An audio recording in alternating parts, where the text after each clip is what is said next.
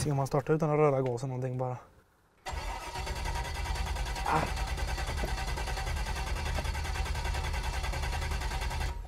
Just det, jag har kanske inte har gashajen på mig efter att det är en låda. Bensin och problem.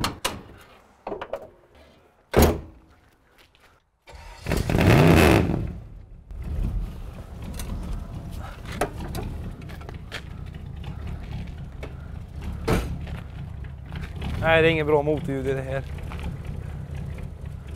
Det finns bättre. Det låter som en båt.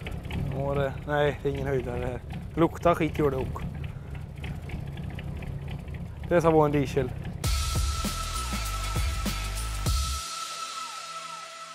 Hallå, hallå. Hej. Hur är läget? Jo, det är fint. Hur är det själv? Jo, det är bra. Jag har nog aldrig varit här så sent, tror jag. Nej, det blir lite sent idag, men det gör länge. Det är många timmar kvar på dygnet här. Ja, jag brukar ju få vara här tidigt, för sen är vi borta. Jo, nej, det finns ju att göra. Vad gör du nu för tiden då? Nej, nu är det ju... Jag det är lika mycket att göra året om, men nu är det ju... Med alla tröskor och allt så det är ju rätt mycket panik när det stannar, så då får man ju försöka prioritera det rätt högt. Så det funkar det. Det är ju rätt väderberoende där, så det måste ju bara rulla. Det får inte stå still. Mycket panikjobb. Ja, jag förstår. Det är två grejer som vi måste diskutera först. Ett, vi lovade ju att vi skulle titta på en grej. Ja. Förra gången, och det tror jag inte det blir idag heller, va? Nej, det blir nog lite svårt, för den är på väg igång, men jag höll på här om natten med skiten och då gav jag upp vid 3 när en injektor gav upp, så då tänkte jag att det bara beställa några nya. Så att, men det börjar ta sig, så lite nya delar av en natt till, så ska det nog snart komma med.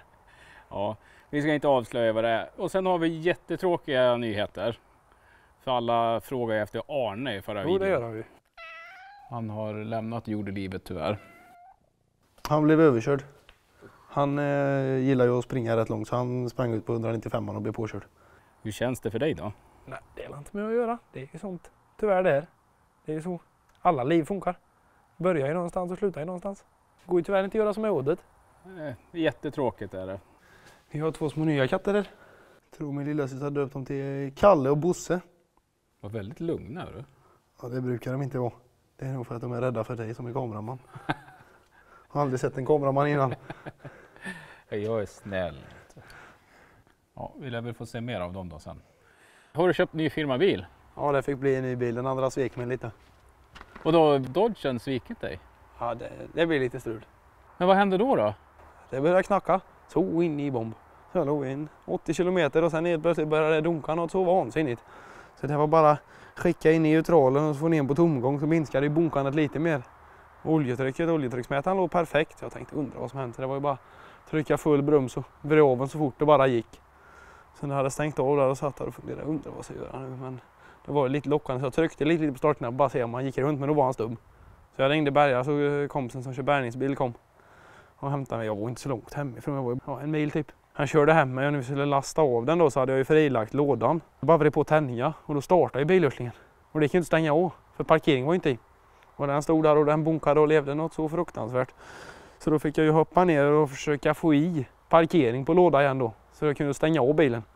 Men då var sekunderna långa när den stod där och bunkade och levde. Så jag tänkte, nu är ju allt skrot där inne. Men ja, av med karossen igen och ut med motorn. Då var vevaxeln 2 bitar. Så det var inte värre än så. Det låter jättedyrt, John. Ja, men det är billiga delar till dem där. Det är en amerikansk Skoda-pickup. Det är det billigaste skit man kan åka i. Riktiga skitbilar egentligen. Folk tror att det är någon lyxfarkost man åker i, men det kan jag inte påstå. Väldigt lätta att skruva med och extremt billiga delar om man handlar på rätt ställe. Här har vi ju vevaxel då. Det ser inte ut att vara något direkt fel på den, men han har rökit av mellan 1 och 2 cylinder. Och vevlager och ramlager och allt, det var ju fint. Detta ramlaget hade tagit lite stryk då, men det är inte så konstigt. För det gick ju att köra bilen som sagt. Med vevaxel av. Det lät ju lite dåligt men innan jag fick stopp på den. Så att allting har ju klarat sig. Toppen allting. Så att det hängde ju bara i detta ramlagret. Och tack vare att han drev, det bröt ju. Här sitter ju kamkedja på. Det är ju dubbla kamkedjor och det är V6. Så det bröt ju så hit. Sträckarna på kamkedjan var ju fullt ute. För det bröt ju som det bara gick i den. Så att det är konstigt att han inte skar på detta lagret. Väldigt konstigt. konstruktörerna som har tillverkat den här motorn, de hade nog inte alla hästar hemma. För det är inte konstigt att skiten går sönder när det är tillverkat som det. Som till exempel oljepumpsdrivningar. Drevet ligger bara på där. Och det är inget krysskylspår där, för det hänger bara helt löst. Sen kommer kamdrevet till kamkedjan, är påträtt utanför. Det är i alla fall krysskyl på det. Och sen klämmer du fast remskivan utanför där då. Och det är ju bara den centrumbulten som spänner ihop allting. Och släpper den lite så stannar ju drevet i oljepumpen. Så får du inget oljetryck. Så att det skulle varit en krysskyl riktigt ordentligt på det. Och nu har jag fått klartecken varför de skär på vevlagren som de ofta gör. Vevlagren stannar ju ofta i överfallen och snurrar runt. Och det finns ju ingen låsning på vevlagren i överfallen. Det är bara 2,5 månader så är det. De ligger. Och det finns ju ingen låsning som det brukar vara. De är ju helt släta. Så de kan ju snurra i överfallen. Så att nu blir det ju ny vevaxel, nya staka, nya kolva, nya lager, nya kamkedja, eller bägge kamkedjorna, nya drev, ny vattenpump och sträckare och egentligen stort sett allt. Så nu får vi hoppas han går den 35 000 mil till. Ja, du har det inte lätt du. Allting går sönder du. Och ordentligt också. Det var ju egentligen inte så allvarligt, det kunde ju varit värre. Det kunde varit värre säger du. Kunde ju tagit blocket. Kunde ju tagit ventilerna. Så att jag tycker jag har klarat mig väldigt bra ändå tycker jag. Men jag vet inte vad jag ska göra nu för första gången jag lyfte karossen vid turbobyte då hade jag ju höjt en 3 tum i fjädringsväg. Sen andra gången så höjde jag ju en 3 tum i mellan ram och kaross. Så nu vet jag inte vad jag ska göra. Jag måste göra någon mer nytta än att byta vevaxel. Men vänta nu, vi backar. Vad har du bytt turbo på den här också? Ja det har jag gjort. Den fick först att dela på sig i somras. Den skulle göra en omkörning och tryckte till på gasen och så small det till något så fruktansvärt så då tänkte jag att det var en luftbälg som sköt. Tänkte men det är inte hela världen, det händer ju inte så mycket. Men sen blev den trött. Hände ingenting. Sen släppte jag inte gasen hela vägen till jag kom hem. Och sen gick jag ner med, började kolla alla tryckslangar och allting med allt så bra. Gick jag ner med inspektionskamera. Bakom då torpedväggen ner för turbon sitter ju precis ovanför växellådan. Bak på motorn. Vi vet om man säger så för det är en V6. Och då var ju kompressorhuset var ju dänfluget från avgashuset. Då hade impellen gått av. Så impellen flög ut på vägen någonstans när det hände. Och sen flög kompressorhuset iväg. Så det var inte konstigt att den var trött. Och jag tänkte att undrar om man byter turbo på den här då. Det är ju bara att ta ner växellådan. Då för det finns inte en chans annars. Eller så är det att lyfta av karossen. Såg jag någon annan lyfta av karossen med lastmaskin och lite stroppar. Då tänkte jag att då måste jag lyckas kunna göra det. För det var ju folk som skrev att det går inte att göra själv och det var bla bla bla. Men jag tänkte det, kan en verkstad göra så måste det hålla kunna det ut. Så att jag körde in den och det såg ju mig värre ut än vad det var. Det tog, jag och en kompis, det tog 2 timmar typ. Så var jag hängde karossen i luften första gången. Så bytte vi turbo. Jag körde 400 mil, sen blev den trött igen. Då fanns det inga vingar kvar på den nya turbon. Då fick jag byta turbo igen, fick en ny på garantin. Så då var det bara att lyfta av karossen igen. Jag var tvungen att ha något att åka i så länge till jag fördela en veckas leveranstid på delarna. Så jag köpte en Crafter istället så länge, får vi väl se. Det är inget roligt. Jag prövade att dra kärran tom med den och det var ju som att bli en snigel. Det hände ju ingenting. Och lasta i 1,5 ton i skåpet och så 2 ton på kärra, då rör man sig nog knappt sen. Så att nej, det är inga roliga dragfordon. Men det får det gå så länge. Så får vi väl se. Och hur har det gått med väghyveln då? Jo, det har gått rätt bra den. Jag fick lite tid över någon sen kväll där så jag reviserade hydraulkurva på den med. Den är lite behändligare och packa om, de är lite mindre och lättare. De har 2 hydraulkurva på bägge sidor och även den till sidouppskjutningar på blåt där. Och sen den som ligger nere i blåt här fick jag göra en ny kolvstång till där. Det var stora jack in och så var en krok så det var inte med att rikta på. Det var bara att göra en ny. Så nu är han väldigt tät och fin. Styrningen då? Jo, men det var ju rätt lätt åtgärdat om vi säger så. Det var ju bara så att hydraulpumpen till styrningen är en separat pump till det. Och den sög ju längre upp hydraultanken än vad pumpen till arbetshydrauliken gjorde. Så det var ju att han inte fick åt sig tillräckligt med olja. Så det var ju egentligen bara att fylla på olja till max på sticka. För det var inte rätt sticka till så när jag väl fick i mer olja så hoppade det igång. Så fick jag ju byta lite slangar till det och så för det. Och lite små fontäner här och var. Som det kan vara på gamla grejer. Så att nu börjar det ta sig. Så jag vill ha tagit lite nya däck bara för de är lite blanka. Men det är inga lätta dimensioner att få tag i till de här direkt. Är det någon som har några bra begagnade så kan det vara intressant. Har du några bromsar då? Nej, det har jag inte tagit tag i än, men det känns lite överskattat på en väghyvel. Det funkar ju bra, så då kan man ju trycka ner det. Så bromsar det får vi ta någon senare gång. Nu går det att köra med. Ja. Så jag har varit ute och försökt provhyvla lite. En mösbaka och dra i. Det gäller att dra åt rätt håll när man väl ska dra och. Nu är det bara en bandtraktor kvar då? Jo, det har ju alltid varit en rolig grej att ha, men det råkar ju komma hem med en sån ändå. Har du köpt en bandtraktor också? Ja, det råkar ju bli så.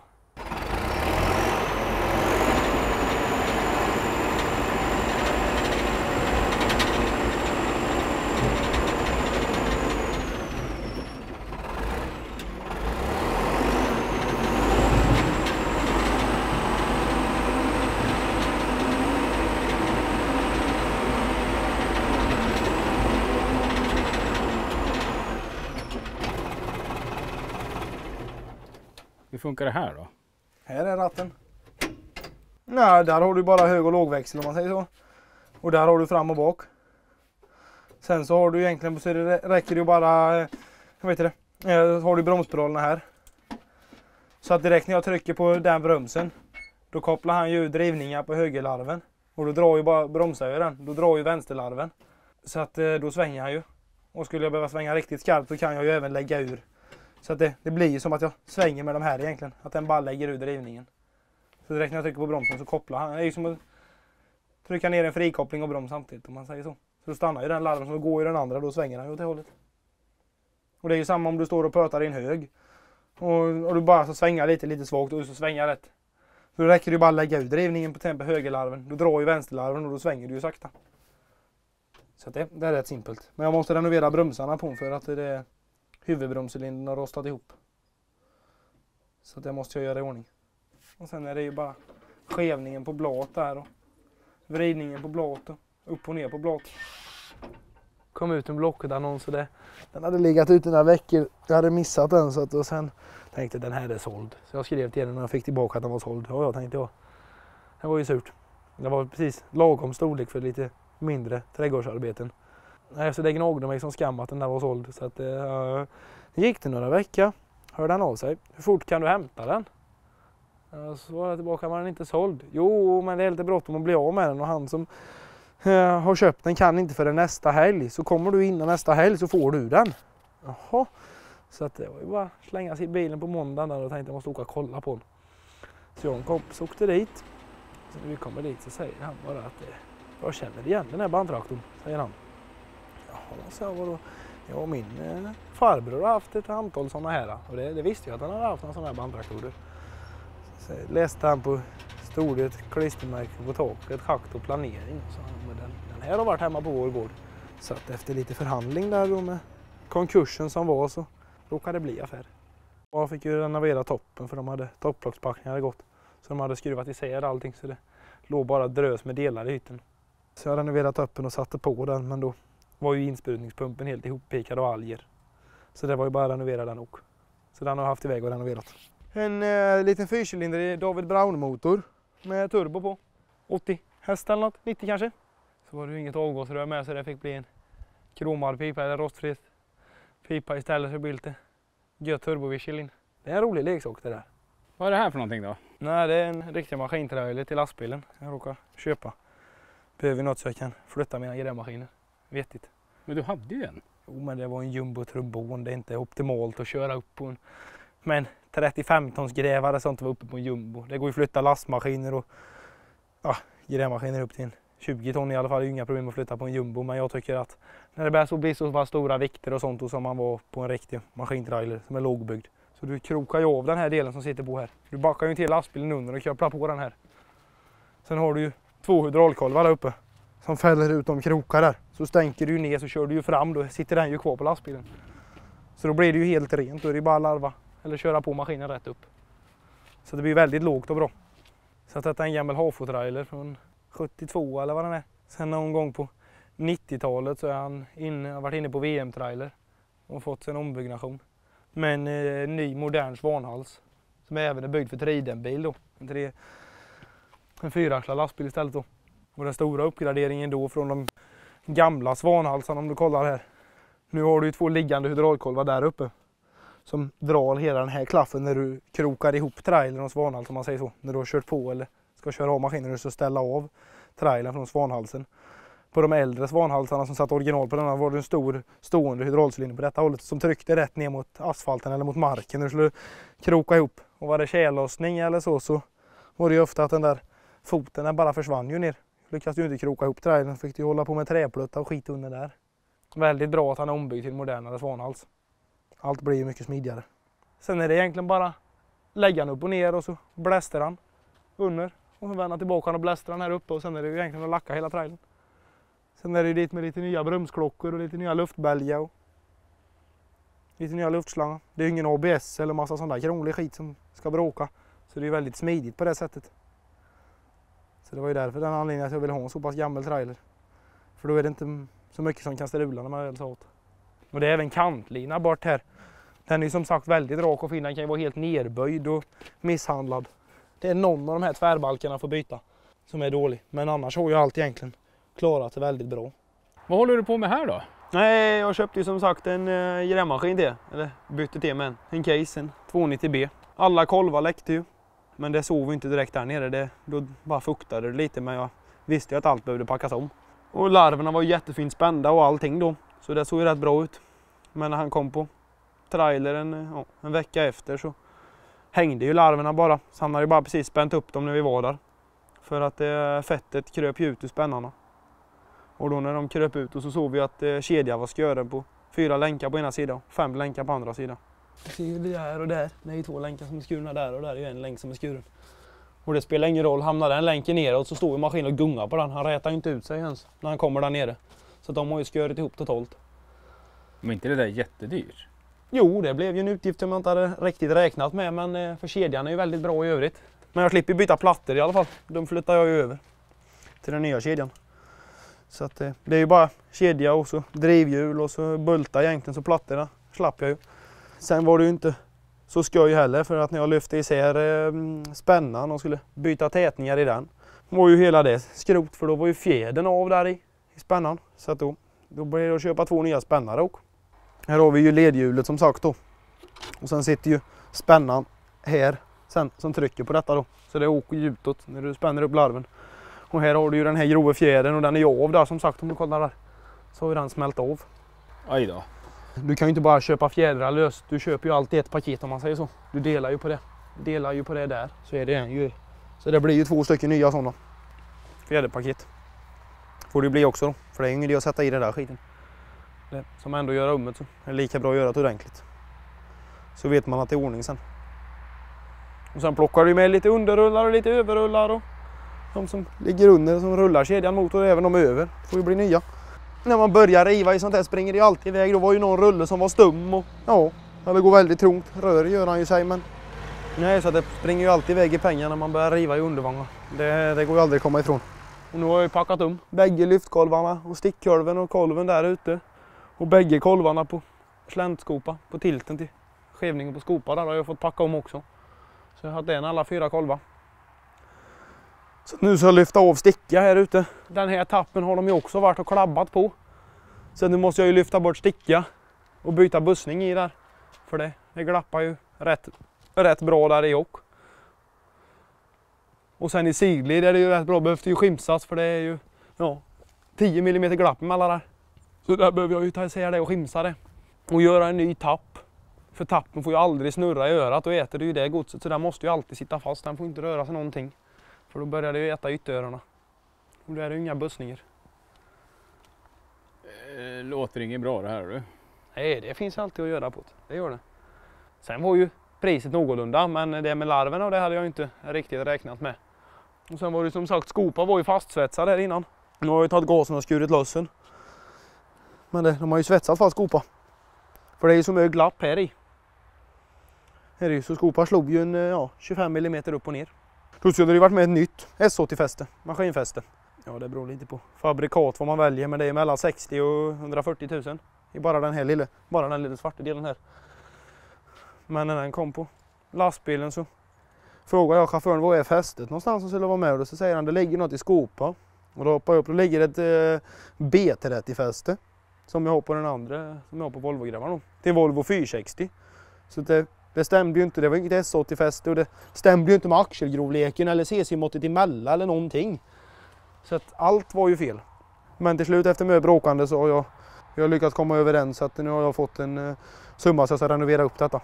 Så jag ska svetsa i här och så arbara fästet. Så att det blir glappfritt igen. Se om jag gör en ny lucka där för den är ju heller inte så rolig. De har gjort en egen lösning på lås där och den är ju som sagt rätt bulig om jag säger det här. Någon har ju försökt svetsa och bränt hål i lucka och ja, det är inte så roligt. Så att jag får väl rikta till innan jag lackar så att det ser lite roligt ut. Fan, det går inte att ha så det. Om att låsen funkar på luckorna för det.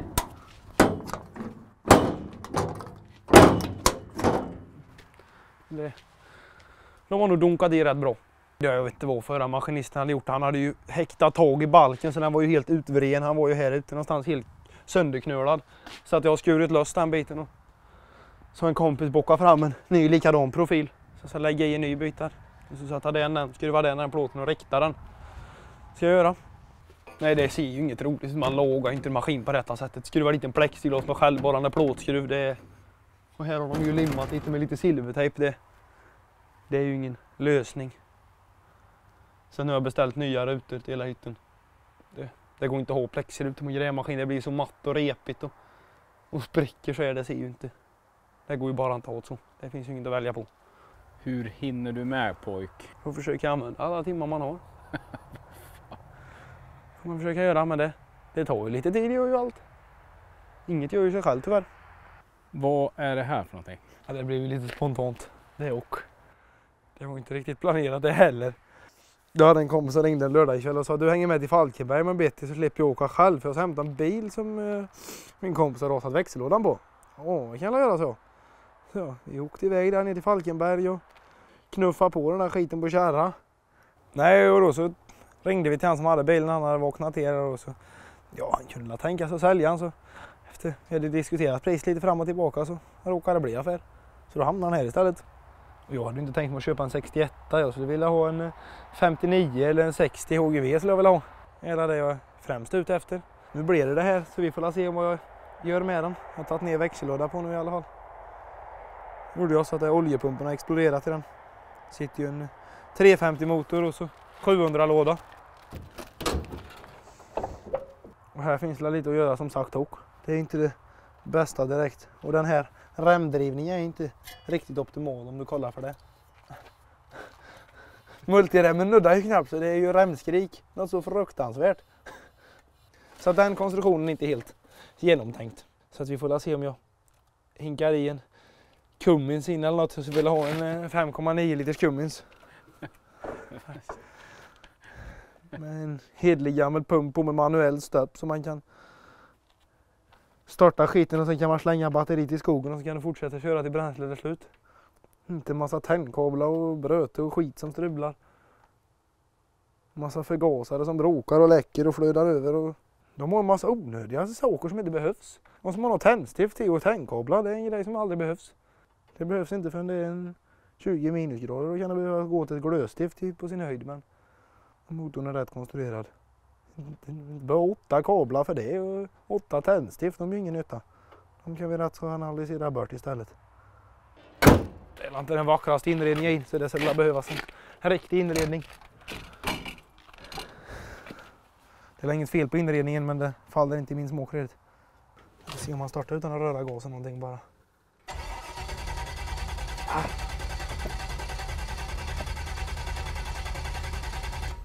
Just det, jag kanske inte har gasvajern på mig efter att jag får ner lådan. Bensin och problem.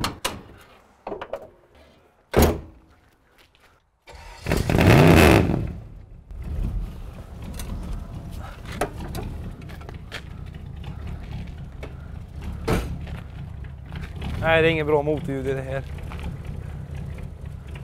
Det finns bättre. Det låter som en båt. Nej, det är ingen höjdare det här. Luktar skit gör det också. Det ska vara en diesel. Men de där Cumminsarna väger lite med så det är ju problem med inläggningar för det blir inte mer last vikt över i bilen. Så 5,9 liters kummis hade varit riktigt fint. Eller en 6,6 liters Duramax. Med en Allison-automat bakom, då håller ju skiten i alla fall. Men då har du ju massa databoxar och bröte till växling och till motorstyrenhet och all annan skit som är. Det får inte vara några kablar bröte. Helst ska det vara manuell låda så man kan putta igång skiten. Då är det den bästa. Då vet man att man tar sig hem. Vad är det här för någonting då? Nej, det var en grävmaskin jag bytte till mig. En Åkerman, en EC 230B som skuren motor. Ja, där kom det. Jag tänkte, funkar den? Men nej. Jo, det gör den. Den gick köra. Det lät bara lite illa. Jag trodde det var, först tänkte jag när jag startade att det var en spridare eller någonting för att han knackade något så fruktansvärt. Men han gick ändå. Men sen när han började bli lite varm, det rök mer i vevhusventilation än vad det gjorde i avgasrört. Så att det var bara att lägga i höglarvningar och så ta sig ut därifrån där han stod. Det bunkade och det levde och hade sig. Men jag tänkte det går nog. Så att vi fick ut den och jag ringde en kompis, han kom med maskintrailer så vi körde på den där och körde hem och jag larvade runt lite här. Och det lät ju inte bra så jag tänkte att nej, jag får börja med att släppa på ettans spridardörr. Han gick inte sämre för det. Ingen skillnad. Drog åt det, släppte på tvåans rör. Det gick inte sämre för det. Det var ju konstigt tänkte jag. För det lät precis som han ibland gick på 6 burkar och ibland på 5. Släppte på 3ans rör, då började han gå sämre. Drog åt det och så släppte på 4 gick han sämre och 5an och 6an likadant. Så det visade sig att det var ingen kompression på 1an eller 2ans liter. De var helt sönderskurna. Så jag rev av topparna. 2 toppar var de. Och det var helt bedrövligt. Som någon körde med vinkelslip i 1an och 2ans foder. Det var helt rent. Det fanns inga kolvringar kvar eller någonting. Det var helt sönderrepat. Det var ju bara riva i sig skiten. Så det var ju bara ner med tråget och hämta nya kolvar och foder och sätta ihop den. Och byta lite spridarhylsor och provtrycka spridare och ja, det drar ju alltid med sig lite skit. Sen går han som en dröm. Det är en rätt bra gårdsmaskin. Gårdsmaskin? Hur många grävmaskiner har du nu? Men den här får jag nog sälja iväg för jag har ju en 40-tonnare och en 35-tonnare som casen är. Så att den här får jag nog sälja iväg. Kanske kommer något på jul inom snar framtid. Så då kanske lite onödigt har den här också. Du John, jag måste ta och rulla vidare. Ja. Det får du göra. Jag vet att du har massor med grejer att göra. Jo, det finns hela tiden. Men det som inte hinns med då får vi göra imorgon. Jajamän. Det går det tyvärr inte att trolla. Det är bara 24 timmar på dygn. Mm. Men kan du inte slå mig en signal när den där mojängen är klar i garaget? Jo, men det löser vi. Det löser vi. Så tar jag ett spontant besök. Jag gillar att åka förbi här för det händer alltid något nytt när man är här. Så det... Ja, så måste man använda timmar till. Ja. De man får över. De få. Ja, vi får säga på återseende då, John. Får vi göra. Det är fint. Hej på det. Hej.